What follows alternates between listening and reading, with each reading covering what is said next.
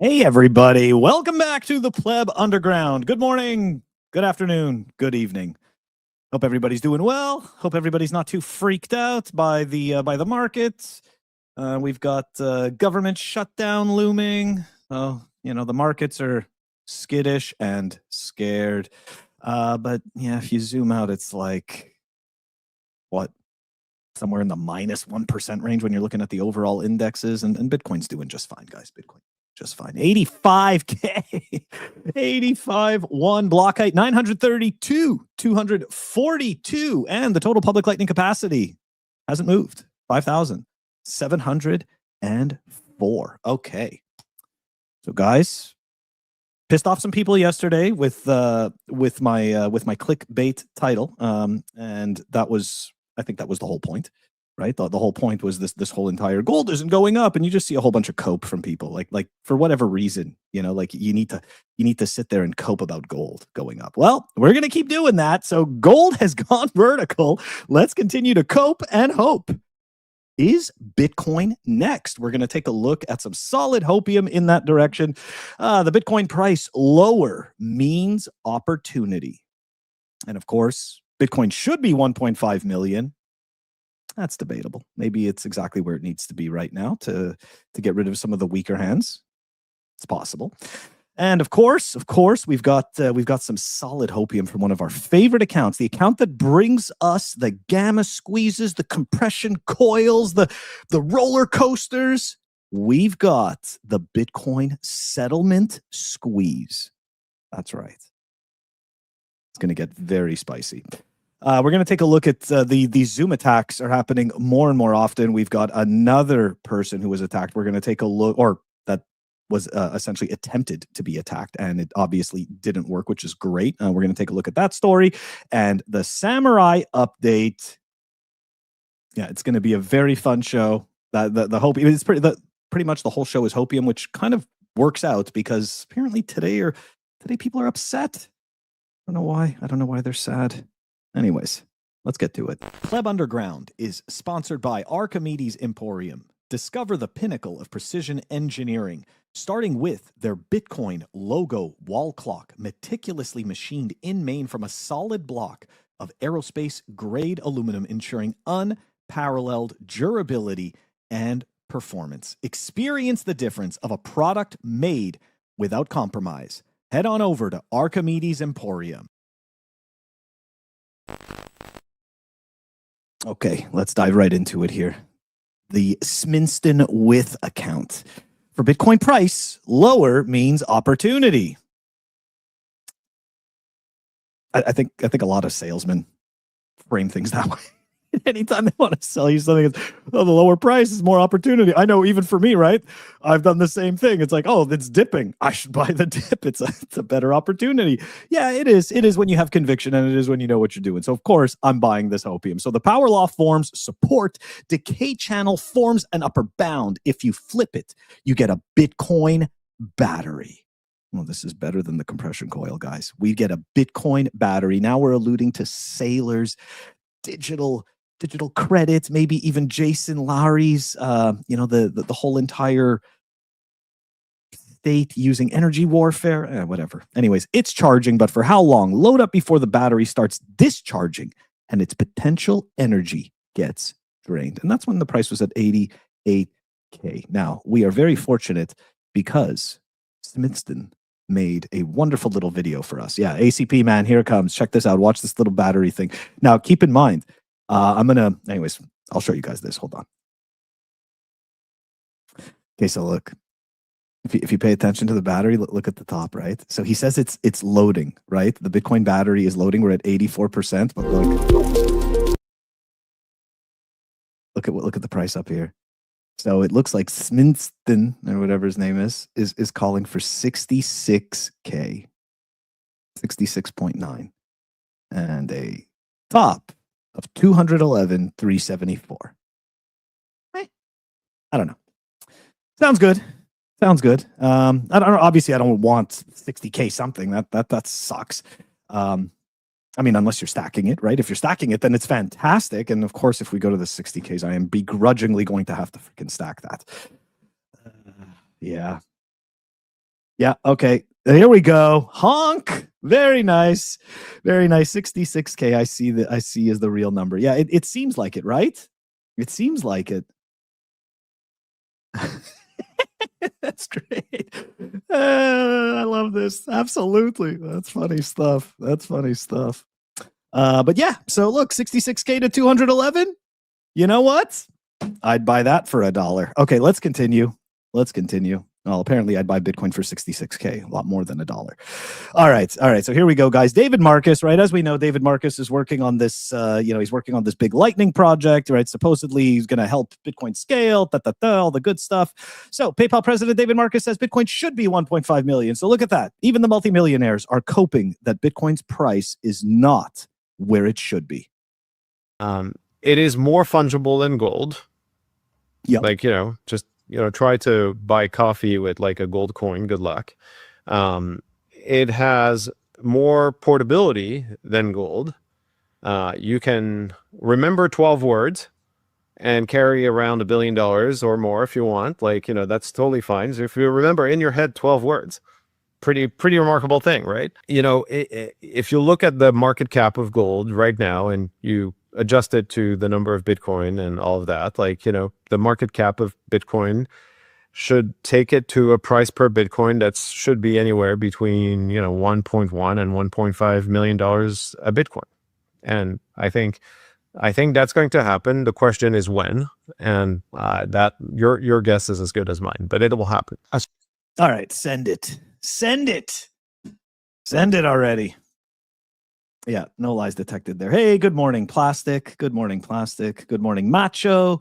Morning, Honk. And it's kind of funny. This was the first message that I got when I joined the studio.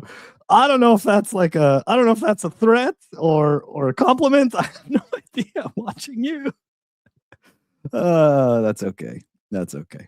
I'm not that important, so I highly doubt it. Anyways, let's continue on. Okay, so yeah, so David Marcus, bring in the Hopium. I mean, 1.5 million. Why not? Right? We've got plebs like Jeff, right? He's calling for 1.56, right? So he's in line. Everybody's in line. Yeah, nobody knows when, but they're in line. Okay, here we go, guys. Here we go. This is some of the good stuff. This is, I mean, it's all good stuff, but this is the settlement squeeze. Here we go. I love this account, by the way. This guy crafts Hopium, I find better than almost anyone else. He is phenomenal at crafting Hopium. And I am here. Anyways, why Bitcoin explodes at settlement and not adoption. That's right, guys. Everybody cheering for adoption. We're just hanging on to the wrong narrative at this point, right? Apparently. So given the structure, a 5 to 10x Bitcoin settlement squeeze is not just possible. It's the likely outcome. 5 to 10x Bitcoin settlement squeeze. Yeah, okay, all right. $1 million Bitcoin. I got it. I'm following, picking up what you're putting down here. Most people think Bitcoin rallies on adoption. That's wrong. Really? I don't know.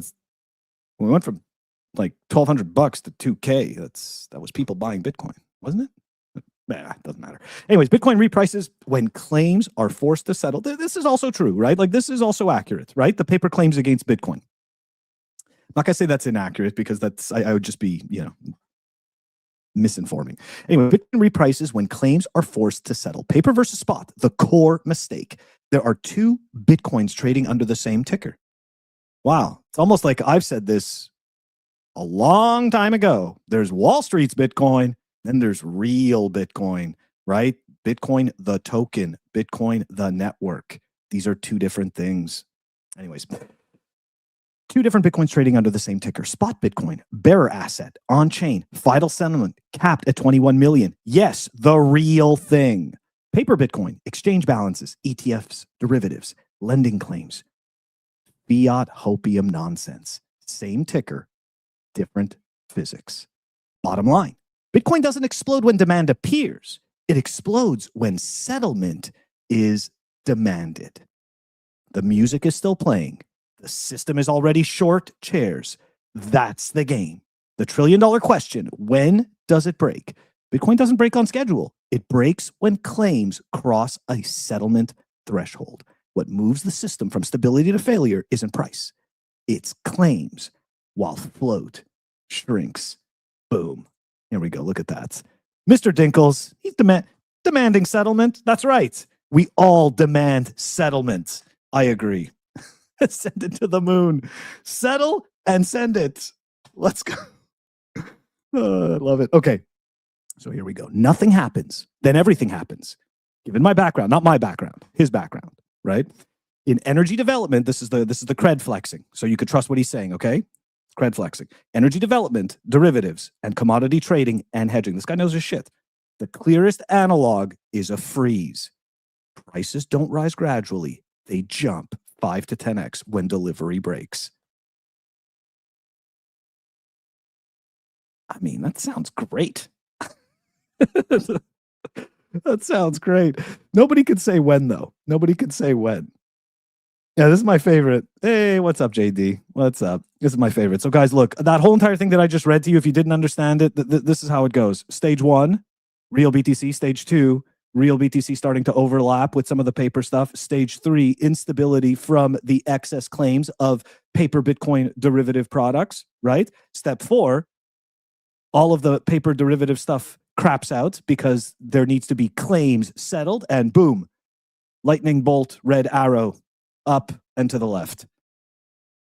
Sign me up, man. Sign me up. Yeah. Shift happens? Absolutely. And this is true. Then shift happens. And shift happens. Oh, it's good stuff. Okay. More Hopium, guys. More Hopium. Here we go. Some Luke Broyles Hopium. You know that I'm digging into the trenches of Bitcoin Twitter influencers if I'm digging up all of this stuff, right? Because I even need this Hopium right now at 85K. Oh, we're actually up. It's 85.2 before we were at 85.1. See, look at that. The show is bullish. All right. We've heard gold and Bitcoin will go vertical for years now, right? Especially now because gold went vertical. So everybody's waiting on Bitcoin. Gold has gone vertical. Bitcoin is next. Here is why. Ooh, and I like this. 300K. All right. I'll take it. Hey, Macho Squacho. That's right, man. This is it, man. This is the most solid Hopium I've had in a while as well. I like it. We've got compression. We've got Bitcoin is next. This is amazing stuff. And then of course, don't forget the images, right? With the red arrow going up in the shape of the lightning bolt up and to the left. This is solid stuff. Okay. Historically, gold price moves upward before the government, he means, begins printing a bunch of money. Okay. Bitcoin moves during and after the money printer has turned on. Oh. So what's our excuse? Because to be fair, the money printer never stops. So Bitcoin should just continue going up. It doesn't matter. I'm going to ignore that. This is the longest and farthest run in gold in Bitcoin's history. Not even close. Even close. Ooh, look at that. Luke is serving it up for us here. And there we go. We've got all of these charts, right? These wonderful charts showing how many days it took until Bitcoin went parabolic after gold. Looks good. Sounds good. Why not? Why not? Salty crayon with gold vertical, dollar worth off. Yep, there you go. Exactly, right? Exactly. Hey, look, man. Luke's putting out this is solid signal, man. What, you think the 300K is bearish? I think it's kind of bearish. I mean, we just had David Marcus telling us about 1.5 million. And now Luke Broyles, who's supposed to be a Hopium dealer, is trying to shill us on this 300K shit. Well, more than that. All right, so here we go. Bitcoin goes to its historical upper quantile region. Expect 250 to 300 in 2026. Okay. The slower and longer you think the run takes, the higher the bound. All right, I'm picking up what you're putting down. Patience, the coil, the spring is, right, the spring is coiling. Yeah, okay. For 2028, it could be north of 400, no problem. So for 2 years, we're going to do nothing until we go to 400K? Okay. All right. Gold is now a $35 trillion asset. For Bitcoin to reach the same 1 point, and this is funny because this goes back to Jeff's imaginary number, the number he's been saying for a long time. This guy, friends on Bitcoin Twitter has been talking about Bitcoin going to 1.5 million. I don't know if it's this cycle or whatnot, but it's funny that Luke comes to this calculation of the 1.68 million per coin, right? Based on gold's market cap. So gold undervalued by a factor of 10x against stocks. Bitcoin undervalued against gold by a factor of 100x. The US government can't let stocks fall in nominal terms. Okay. The only answer is going vertical. So our whole entire hopium behind this is the state. The state is not going to let this go down. Oh, I mean, I don't disagree with that, right? I don't disagree with that. The state only has one tool, and that tool is printing money. The rest of the stuff with the interest rates and all that good stuff, I know we like to pretend that it's tools that they have that they can use at any time to help keep the market alive. But really what it is it's a patient that they keep bleeding out until the patient is almost dead. And once the patient is almost dead, they add the blood back in, and they just keep doing this over and over again. It's all nonsense. It's all nonsense. Very tiring. Okay.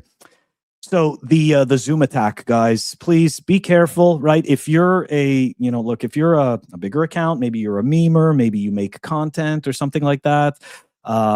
It's not unusual for people to reach out to you, appeal to your vanity, right? It's a really simple thing. Hey, I really like your content. You're blowing up. I'd love to sit down and speak to you and maybe get you to come to our conference and this and that. It's a slippery slope. Anyways, Meta Mick, right, who is one of the founders of Geyser Fund. They essentially it's a platform that helps people raise money for their Bitcoin projects and related projects. It's a very cool thing. It's one of the really cool projects out of Bitcoin. Anyways, I just experienced the Zoom attack firsthand and have valuable screenshots to share. And of course, we're going to show those. Their process. Hacker creates a verified Telegram account. And by the way, guys, for the people that don't know, we are the ones that actually broke this quote unquote story first, right? Because it happened to one of our guests, and actually the guy who made our original Pleb Underground intro music, Robbie.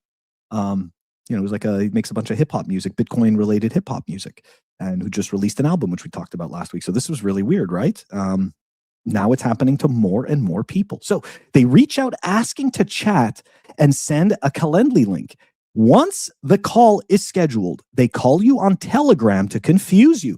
Calendly has no link. They send a fake Zoom link, which we're going to show the image. As soon as you join, you see exactly who you expect. Not sure if it's a deep fake or actual recordings. Then you're asked to update an SDK. Now, look, this is where you can get somebody that if they are not familiar with Zoom, or more specifically, if they are not familiar with doing video conferencing in today's day and age somehow, then they might fall for this SDK thing. Okay? So the screenshots are going to be of the fake SDK required and the fake link. Okay? So look at this, guys. I used to use Zoom. I used Zoom to do shows for at least 4 or 5 years, not including my normie job prior.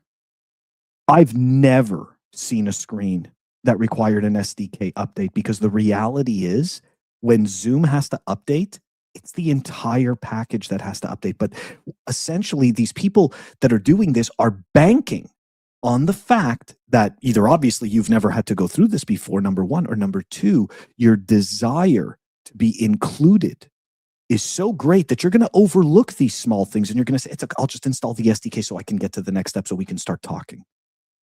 Right? It's just an appeal. It's just an appeal to vanity. And then they get you with it. And obviously, thank God they did not get Meta Mick, but hey, look, they tried, and it all looks legit, right? Oh, I'll share the invite link here instead. And of course, you don't want to miss out. You don't want to tell them to go somewhere else. No, send it here. Oh, yeah, I don't have time for that. Maybe later. You don't want to do that, right? And they don't want to do that. They want to make sure that you're there and you're buying into this story. Very, very scary stuff, guys. Be careful. And immediately, what ends up happening, right? What ends up happening is they install a malware program, right? That's what that SDK is. And it immediately scans your entire computer as quickly as possible, looking for specific Bitcoin and or crypto related information, right? Like a seed phrase, like passwords, something like that. Okay. So you just be careful, guys. Yep. That's right. Plastic. No, I know. I dropped Zoom a long time ago, and for me, it was really just because they just did not have the features that I wanted. So it was crappy. But yeah, it just turns out that, they I guess these scammers understand their audience, right? And they understand that people will look at Zoom and say, "Oh, this is professional," right? That it's a business app, right? These people, they're not scammers, because everybody knows scammers show up on WhatsApp and on Telegram, which is kind of ironic because that's exactly where this person ended up instead of going to the place they originally wanted to send you. So it's all bad stuff. Just be careful, guys. Yep, exactly. Set up your own firewall. People don't realize you could just install, you can set this up on a Raspberry Pi. You're absolutely right, Salty Crayon. Good piece of advice as well. Okay. Let me let's continue on here. Of course we have more stuff, guys. More stuff. All right, super testnets. For the people who know the show, you know that I've had super testnet on a few times. And I wanted to talk about this stuff for Lightning because, Lightning is one of those things that I'm very interested in. And I was under the impression, right? And I've said this before, that, Lightning is more private than on-chain Bitcoin, right? And to my knowledge, Lightning was pretty much I wouldn't say impenetrable, but for the most part, almost impenetrable. So I was kind of surprised by this, but also happy to learn it. So let's dive into it, guys. Good news for Lightning privacy. LND has new docs describing a forthcoming feature called Delete Forwarding History, which purges your node's historical transaction logs. Not bad, not bad. So routing nodes and Lightning service providers, LSPs, face a unique challenge. Their operational databases accumulate forwarding history that, if compromised or subpoenaed, could reveal sensitive information about the payment flows across the network. Yeah, well, I was not aware of that, right? I was not aware of that. So essentially what this particular solution does is that it offers removal of those logs. Okay. Now, what this deletion does not protect, okay, for the people who are running their own Lightning nodes and are interested in this, the revocation log for active channels contains information that can be used to reconstruct transaction flows. Once channels are closed, this data is automatically deleted. So meaning that while those channels are open, those logs are still present.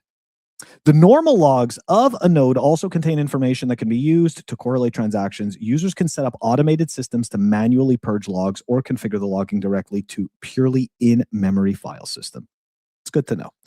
That's good to know. I was not aware. I definitely, I thought that Lightning nodes, I didn't realize, and again, that's my own ignorance, right? I didn't dive into it and take a look at it to see what it was logging or how much it was logging, but it's good to know.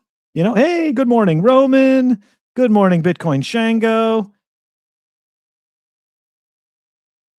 Yeah, this is a very good point, Salty Crayon. It's funny that you say that. Wouldn't both channels that are open to each other need to have this in place on both sides for it to accurately purge? I am going to 100%. I would say so, right? Because essentially, even if you purge yours, the other Lightning channels, right? The other nodes that you're connecting to, they have those same logs as well.